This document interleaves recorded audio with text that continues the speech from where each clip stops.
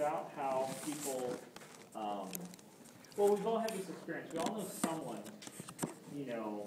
my dad, played golf off and on for 20 years. My aunt has played piano her whole life, so she's taught piano for 50 years or so, And so my aunt, after I got to know some professional musicians the last 15 years, I realized that I always thought of my aunt as this piano player, and then now I realize she's not actually all that good. And when I compare her to my professional musician friends, I can see she's not even in their league, as far as her capabilities. Some of these musicians, one guy's hilarious. They were sitting down just to play randomly, and one guy says, David, do you know this song? And he says, I will. And he starts playing. It's like, wow. And he just knows, he can hear the chord changes, hear the key changes, So I realized my aunt isn't that good, but she's been playing for 50 plus years, 60 plus years. And by contrast, here's this kid, say from Idaho or wherever, or, it happens all the time where here's this 14-year-old prodigy playing at Carnegie Hall, and they're amazing, they're world class. Okay, how is that possible? 12 years earlier, that kid was learning how to talk, and 10 years after that, they're playing in Carnegie Hall as one of the top pianists in the world. How is this possible? And we all know situations like that. We all know, someone who is really good and we're not, or whatever. And that's a great way of describing this. He talks about how what most people call practice, he calls activity. And the example he gives is when he goes out to the golf course. He's not that good of a golfer. He goes out to the golf course, he takes a couple buckets of balls to the driving range. And he goes, and he goes, shit. Just around about the 7th one, he goes, yeah. Shit.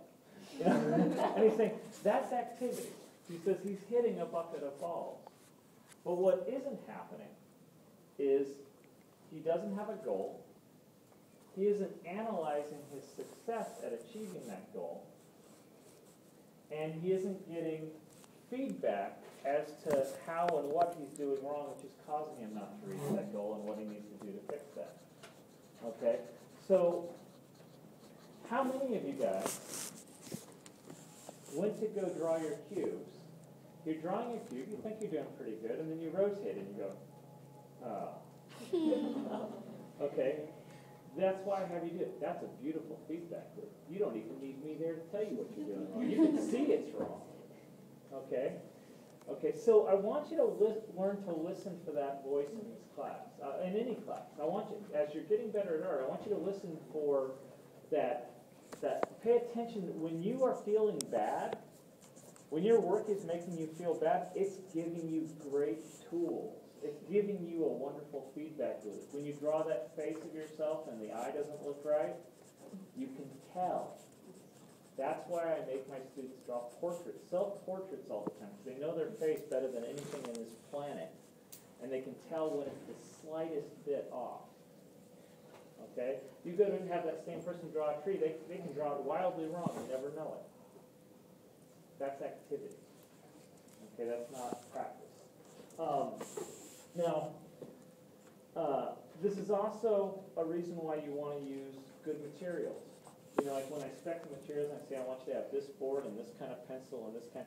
The reason why is because they're professional grade. If you go to work in Cameron's class, let's say, and you're using student grade gouache, okay, you do something, it doesn't come out right. Well, it could be you, or it could be the materials. It's hard to tell sometimes, when you're using a crappy brush or a crappy brand of paint. But if you're using professional grade paint and a professional grade brush and a professional grade board, and it doesn't look right, it's you. That's a much better feedback loop. You see what I mean? So that, and then the one other voice I want you guys to watch out for is, how many of you guys were working on your cubes, and you're doing them, and you find, at some point, I'm sure all of you did this, even if you're not aware of it, but you'll remember doing this. You worked on a cube, and you're looking at it,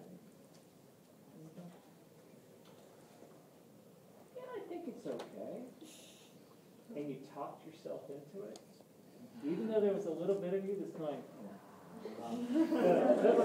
no, I think, yeah, it's all right. You remember doing that, right? Yeah.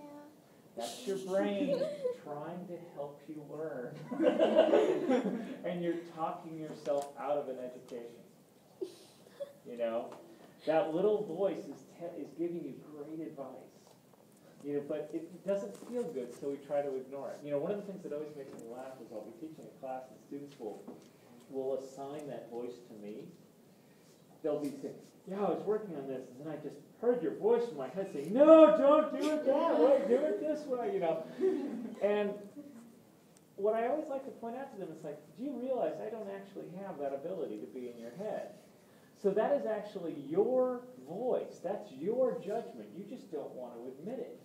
So you give it to me so that it comes from outside of your own ego. You know, but that's actually your own ego saying, yeah, you screwed up. You know, this is the right thing to do. And actually, usually it's something you really don't want to do. Like you really don't want to reflap the thing when you cut it wrong the first time. It's okay. No, it's not. You know, and your brain knows it, and my brain knows it. And that's what I mean when I say the hardest part of this class is going to be disciplining yourself to do it right when you don't want to go back and fix it. Yeah. Does that make sense? Okay. All right, let's take a 15-minute break. When we come back, we'll talk about speech.